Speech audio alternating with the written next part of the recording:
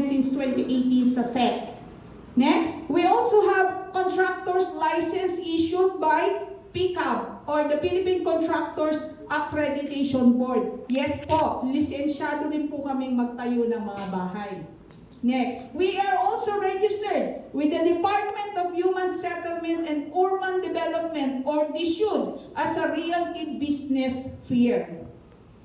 And of course, we have our business permits. All branches have business permits. Pero pinakita ko lang po dito yung Baguio because that's the main office. And this is our permit sa Nueva Vizcaya. So legit po tayo dyan. Okay, next.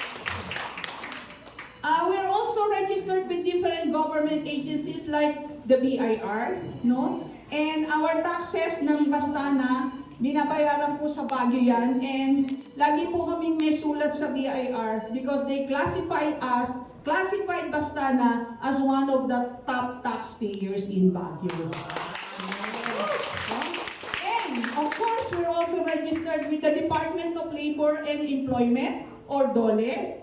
And also, registered din po kami sa SSS. Lahat po, sinusunod po natin yan. And also with PhilHealth and Pag-ibig. So, kompleto po ang mga legal requirements na ina-accomplish ng Bastana. Also, we are registered with the Anti-Money Laundering Council in compliance with the Anti-Money Laundering Act or AMLA. No po? So, lahat po ng nire-require talagang ginagawa po namin yan. So, we have that registration also. And these are the PRC licenses of the key officers and lead brokers of Bastana. That's my husband, Engineer Larry Apostol. My daughter, Jackie Aquino, is also a licensed broker. And then here are my licenses, PRC licenses as a real estate consultant, as a real estate broker, and as a real estate appraiser. Next. So, what is our unique